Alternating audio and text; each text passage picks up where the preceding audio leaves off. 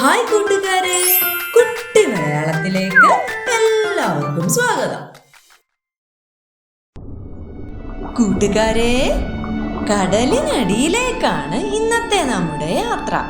അവിടെയുള്ള മത്സ്യകന്യകയുടെയും ആമക്കുട്ടന്റെയും കഥയാണ് നമ്മൾ ഇന്ന് പറയാൻ പോകുന്നത്. കഥ കേട്ടാലോ? പല നിറത്തിലുള്ള പവിഴപ്പുറ്റുകളും കടൽ സസ്യങ്ങളും കൂട്ടം കൂടിപ്പായുന്ന മീനുകളും നിറഞ്ഞ കടലിന്റെ അടിത്തട്ടിലായിരുന്നു മിയ എന്ന സുന്ദരിയായ മത്സ്യകന്യകയുടെ താമസം. അതീവ ദയാലുവും ധൈര്യശാലിയുമായിരുന്നു അവൾ. ഒരു ദിവസം കടലിനടിയിലെ കാഴ്ചകളെല്ലാം കണ്ട് സന്തോഷത്തോടെ നടക്കുകയായിരുന്നു അവൾ. ഹായ് ഹായ്, നിങ്ങൾ എന്ത് കളിയാ കളിക്കുന്നത്? പെട്ടെന്ന് അവൾ ആരോ കരയുന്ന ശബ്ദം കേട്ടു. ശബ്ദം കേട്ട ദിശയിലേക്ക് അവൾ ഓടിപ്പാഞ്ഞെത്തി.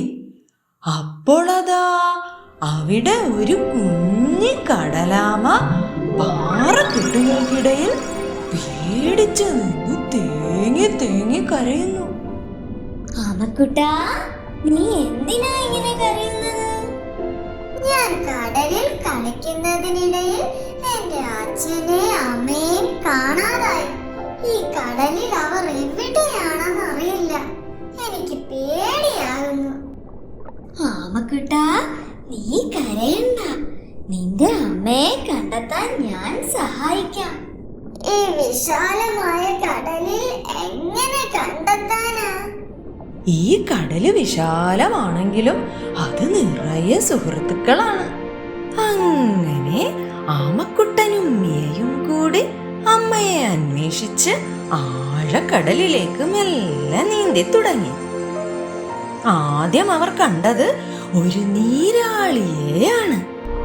തന്റെ വലിയ ഗുഹയുടെ മുൻപിൽ ശാന്തനായിരിക്കുന്ന നീരാളിയെ കണ്ട് കൗതുകത്തോടെ അതിനടുത്ത് ചെന്ന് ആമക്കുട്ടൻ ചോദിച്ചു, എന്റെ അമ്മയാണോ? അയ്യോ, ഞാൻ നിന്റെ അമ്മയല്ല. നോക്ക്, എനിക്ക് 8 കൈകളുണ്ട്.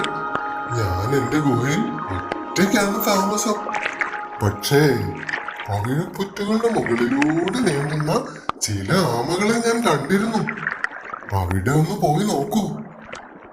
ഹേ നീരാളി, ഈ പവിഴപ്പുറ്റുകൾ ഇവിടെ നിന്ന് വളരെ അകലെയാണോ? അധികം ദൂരെയൊന്നുമല്ല. വരി വരിയായി നിൽക്കുന്ന പർപ്പിൾ പവിഴപ്പുറ്റുകളുടെ പാതയിലൂടെ സഞ്ചരിച്ച് കടൽ ചെടികളുടെ മുകളിലൂടെ കടന്നാൽ നിങ്ങൾ ലക്ഷ്യത്തിലെത്തും. ആമക്കുട്ട, എത്രയും പെട്ടെന്ന് നീ നിന്റെ കുടുംബത്തെ കണ്ടെത്തൂ. വാ, നമുക്ക് പോയാലോ? നമ്മൾ ഏകദേശം അടുത്തെത്തിയെന്ന് തോന്നുന്നു. അങ്ങനെ അവർ യാത്ര തുടർന്നു. കടലിൽ താളത്തിൽ തുള്ളിച്ചാടി രസിക്കുന്ന 2 ഡോൾഫിനുകളെ അവർ കണ്ടു. അതിലൊരു ഡോൾഫിൻ ആമക്കുട്ടന്റെ അടുത്തേക്ക് വന്നു. അതിനോട് അവൻ ചോദിച്ചു, എന്റെ അമ്മയല്ലേ? ആമക്കുട്ടാ, ഞാനല്ല നിന്റെ അമ്മ. നീ കണ്ടില്ലേ, ഞാൻ ആമകളെക്കാൾ വളരെ വേഗത്തിലാണ് നീന്തുന്നത്. ഇതൊരു ഡോൾഫിനാണ് ആമക്കുട്ടാ. ഇവൻ ചിലപ്പോൾ നിന്റെ കുടുംബത്തെ എവിടെയെങ്കിലും കണ്ടു കാണും. അതെ അതെ, ശരിയാ. കുറച്ചു മുൻപ് ഒരു കൂട്ടം ആമകൾ ആ പുൽമേടിനരികിൽ ആരെയോ അന്വേഷിച്ച് നടക്കുന്നത് ഞാൻ കണ്ടിരുന്നു. ചിലപ്പോൾ അത് നിന്നെയാവും. ഡോൾഫിൻ, നീ വളരെ ദയാലുവാണ്. Thank you. ആമക്കുട്ടാ, വേഗം നിന്റെ കുടുംബത്തിനടുത്തെത്തോ. അങ്ങനെ അവർ പിന്നെയും നീന്തി നീന്തി മുന്നോട്ട് നീങ്ങിയപ്പോൾ ഒരു ഭീമൻ കടൽ ചെടിക്കരികിലായി മനോഹരമായ ചിറകുകൾ വിടർത്തി കളിച്ചുകൊണ്ടിരിക്കുന്ന കടൽ കുതിരകളെ കണ്ടു. എന്റെ അമ്മ തന്നെയല്ലേ?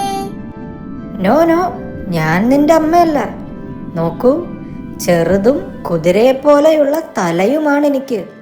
നിന്നെപ്പോലെ കട്ടിയുള്ള പുറംതോടും എനിക്കില്ല. ആമക്കുട്ടാ, നമ്മൾ കണ്ടുമുട്ടുന്ന എല്ലാവരും നിന്റെ അമ്മയാകണമെന്നില്ല. പക്ഷെ ഓരോരുത്തരും നമ്മെ അവരിലേക്ക് കൂടുതൽ അടുപ്പിക്കുന്നു. വളരെ ശരിയാണ് മിയ. ആമകൾ സാധാരണയായി ചൂടുള്ളതും മണൽ നിറഞ്ഞ സ്ഥലങ്ങൾക്ക് സമീപമായാണ് താമസിക്കുന്നത്. കടൽപ്പുല്ലുകൾക്കപ്പുറമുള്ള മണൽക്കൂനയിൽ ചിലപ്പോൾ അവർ നിന്നെ കാത്തിരിക്കുന്നുണ്ടാകും. അത് ശരിയാണ്. അവിടെ നമുക്ക് അന്വേഷിക്കാം. ഉടൻ തന്നെ ഞാൻ അമ്മയെ കണ്ടെത്തുക തന്നെ ചെയ്യും. ഈ മിന്നുന്ന മണൽത്തരികൾ നോക്കി മുന്നോട്ട് പോയിക്കോളൂ. നീ പെട്ടെന്ന് തന്നെ ലക്ഷ്യത്തിലെത്തും. അങ്ങനെ പ്രതീക്ഷയോടെ അവർ മുന്നോട്ട് നീങ്ങി. അവിടെ അവർ കടലിൽ പൊങ്ങിത്താണ് കളിച്ചുകൊണ്ടിരുന്ന വെട്ടിത്തിളങ്ങുന്ന ജെല്ലി ഫിഷിനെ കണ്ടു. കൗതുകത്തോടെ അതിനടുത്തെത്തിയ ആമക്കുട്ടൻ ചോദിച്ചു, എന്റെ സ്വന്തം അമ്മയല്ലേ? അല്ലല്ലോ. നോക്കൂ, എന്റെ ശരീരം നേർത്തതും ജെല്ലി പോലെ മൃദുവായതുമാണ്. ആമകളെ പോലെ കട്ടിയുള്ളതല്ല. പക്ഷേ പവിഴപ്പാറകൾക്കപ്പുറത്തു നിന്നും ആമകളുടെ പാട്ട് ഞാൻ കേട്ടിരുന്നു. പാട്ട് കേട്ടുവോ? അപ്പോ അതെന്റെ അമ്മയായിരിക്കുമല്ലേ? ആമക്കുട്ടാ, നമ്മൾ കണ്ടെത്താറായി. ഇലകൾക്കിടയിലൂടെ വരുന്ന സൂര്യരശ്മികളെ പിന്തുടർന്ന് പൊയ്ക്കൊള്ളൂ. നിങ്ങൾ ലക്ഷ്യത്തിലെത്തും. Thank you jellyfish. എത്രയും പെട്ടെന്ന് നീ നിന്റെ വീട്ടിലെത്തൂ. അങ്ങനെ ജെല്ലി ഫിഷിനോട് യാത്ര പറഞ്ഞ് അവർ എത്തിയത് ഭീമാകാരനും ദയാലുവുമായ ഒരു തിമിംഗലത്തിനടുത്താണ്. ശാന്തനായി അവൻ കടലിനടിയിൽ വിശ്രമിക്കുകയായിരുന്നു. ആമക്കുട്ടൻ വിടർന്ന കണ്ണുകളോടെ ഭീമാകാരനായ തിമിംഗലത്തിന്റെ ചിറകിനടുത്തെത്തി പതുക്കെ ചോദിച്ചു, എന്റെ അമ്മ ഇത്രയും വലുതാണോ? അല്ലല്ലോ ആമക്കുട്ടാ, കുറച്ചു സമയം മുമ്പ് പവിഴപ്പുറ്റുകളുടെ പൂന്തോട്ടത്തിനു സമീപം ആമകളുടെ ഒരു കുടുംബത്തെ ഞാൻ കണ്ടിരുന്നു. അവർ വളരെ വിഷമിച്ചിരുന്നു. ആരെയോ തിരയുന്നത് പോലെ എനിക്ക് തോന്നി. അത് എന്റെ അമ്മയാണോ? ആമക്കുട്ടാ, അത് തന്നെയായിരിക്കും നിന്റെ അമ്മ. നോക്കിയേ, നമ്മൾ എത്ര ദൂരം ഇങ്ങ് എത്തിയെന്ന്. ഇനി വേഗത്തിൽ കണ്ടെത്താം. നിങ്ങൾ എന്റെ പുറത്ത് കയറിക്കൊള്ളൂ. ചടപടേന്ന് ഞാൻ അവിടെ എത്തിക്കാം. അങ്ങനെ മിയയുടെ സഹായത്തോടെ ആമക്കുട്ടൻ തിമിംഗലത്തിന്റെ പുറത്ത് കയറി. അവർ 3 പേരും കൂടി കടലിലൂടെ മുന്നോട്ട് പാഞ്ഞു.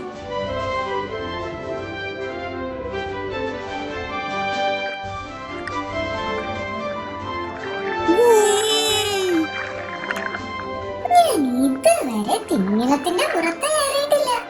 ഞാനും കയറിയിട്ടില്ലടാ. ഈ ചീറി പാഞ്ഞു പോകുന്നത് നല്ല രസമുണ്ട്. എത്താറായി എന്ന് തോന്നുന്നു. അങ്ങനെ അവർ പല നിറങ്ങളിലുള്ള മനോഹരമായ പവിഴപ്പുറ്റുകൾ നിറഞ്ഞ ഒരു സ്ഥലത്തെത്തി.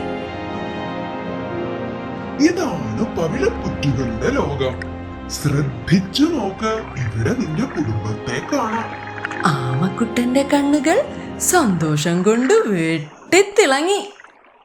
ഹായ്, ഇതാണ് എന്റെ അമ്മ. പെട്ടെന്ന് പവിഴപ്പുറ്റുകളുടെ ഇടയിൽ നിന്ന് ഒരു കൂട്ടം ആമകൾ അവന്റെ അടുത്തേക്ക് ഓടിയെത്തി. അമ്മേ, അമ്മയെ കാണാതെ ഞാൻ എല്ലായിടത്തും തെരഞ്ഞു. ഓ എന്റെ മോനെ, നിന്നെ കാണാതെ ഞാൻ എത്ര വിഷമിച്ചെന്നറിയുമോ? നന്ദി പ്രിയ കൂട്ടുകാരെ. നിങ്ങളില്ലായിരുന്നെങ്കിൽ എനിക്ക് എന്റെ അമ്മയുടെ അടുത്ത് എത്താൻ കഴിയില്ലായിരുന്നു. കടലിൽ എല്ലാവരും സുഹൃത്തുക്കളാണ്.